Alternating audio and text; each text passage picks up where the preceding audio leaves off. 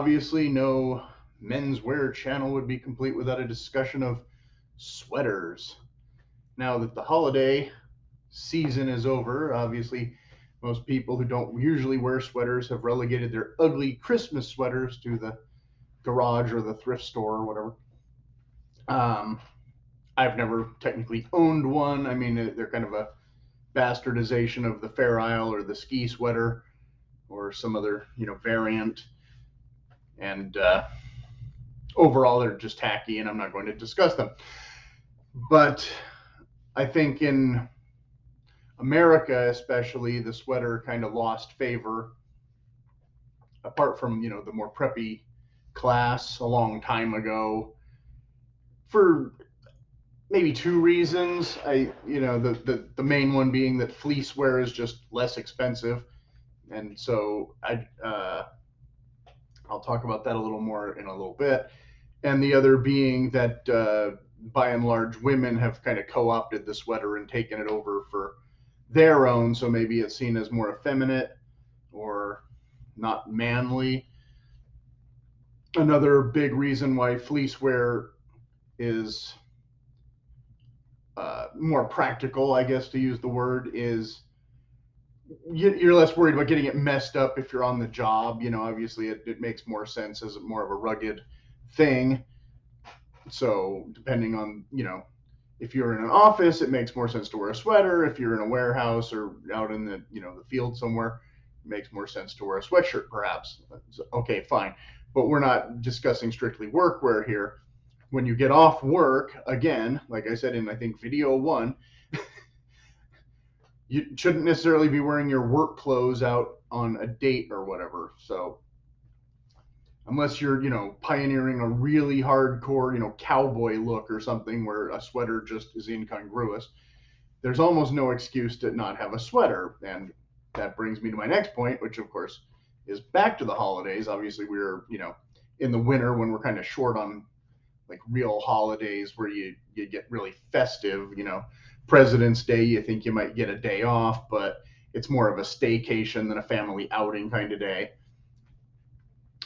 St. Patrick's Day is a long way off, but obviously, what better way to celebrate than to wear an Irish sweater? I'll get this one out of the way, first. Still in bag, but cable turtleneck sweater, can't get any more Irish than that. And I didn't. I did put together a slideshow for the end, and I did try not to include too many pictures that have already popped up in the videos, but I think most of them still do. The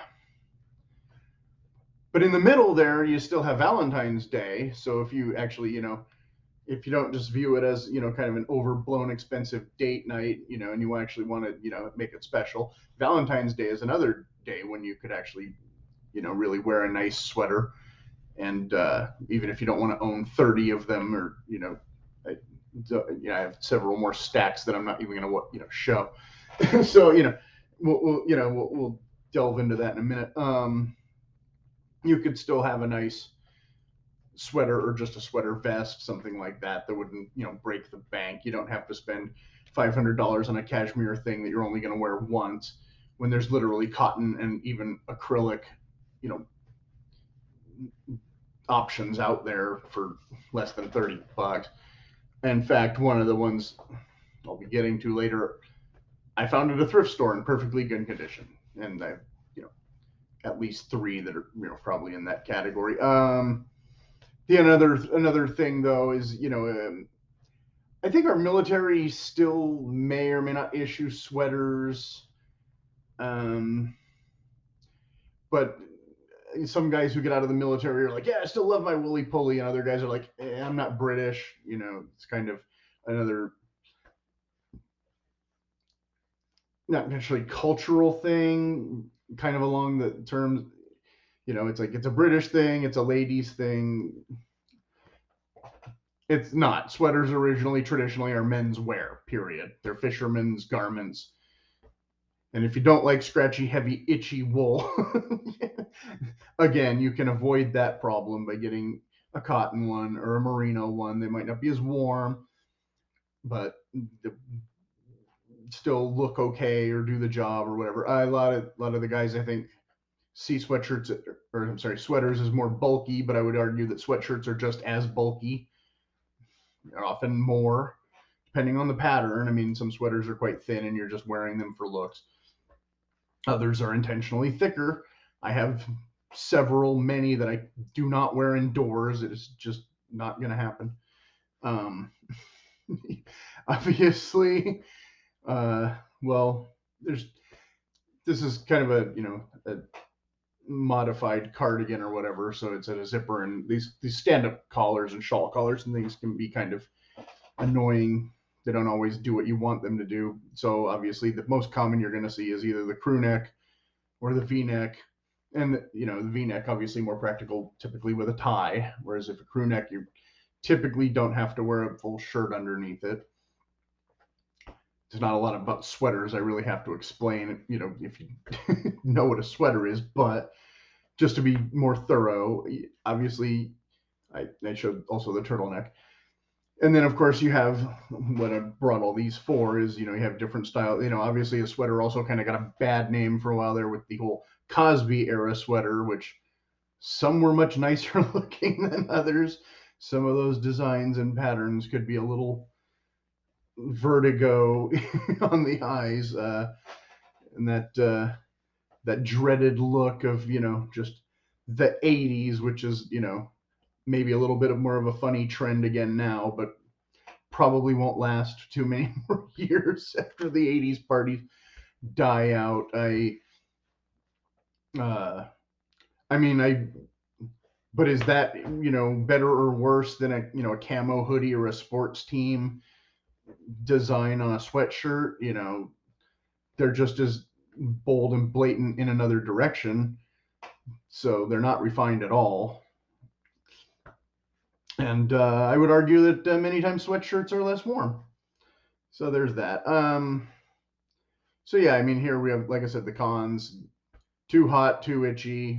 Again, you can get a merino one. Too bulky. Again, it depends on how much you're layering, what kind of jacket you're wearing, yada yada yada. So without further ado, let's get to the stack. I mean, I have kind of simple cotton ones with a mild design. It's going to be kind of unceremonious, but the dreaded acrylic. You can't really necessarily see it very well, but they tend to pill up a lot more. They get a lot kind of snags and stuff. A little bit of static electricity. I usually wear these just literally for bumming around the house. A lot of times, if I'm going to take a nap in the afternoon, I'll put on like an acrylic sweater and just sleep on top of the covers instead of, changing my outfit entirely. Here's another inexpensive one, but with a cable pattern. I think this one was 13 or 20 bucks or something. Similar, another inexpensive one, but here we have more of a traditional tennis kind of vibe. I have blue ones and white ones and green ones and Argyle ones and yada yada yada. Obviously, this was in one of my photos. Also, the cotton V-neck sweater vest for layering. Very thin, very lightweight, very comfortable wear indoors. I have wool versions that are a little better for winter. I tend to use those more in autumn and spring. And then if I know there's going to be any kind of rain, I prefer to go with wool. LL Bean came out with these nice cotton cable ones recently, so I got a few of those.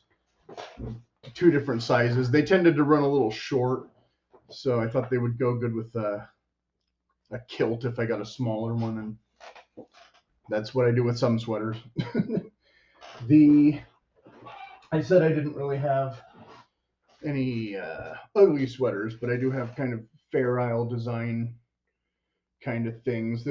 Like I said, these were kind of called ski sweaters when I was young. I don't know if anybody still uses that term. And here's another LL Bean one with kind of a Fair Isle quarter zip. Again, this is really nice if you're outdoors, but if you don't like the stand-up collar kind of thing, it's there.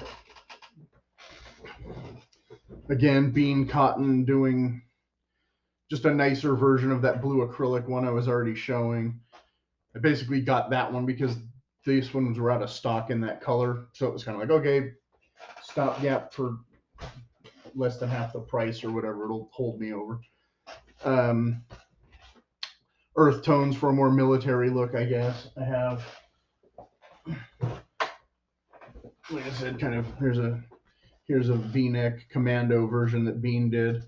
Wool. It's not itchy at all. It's nice and warm.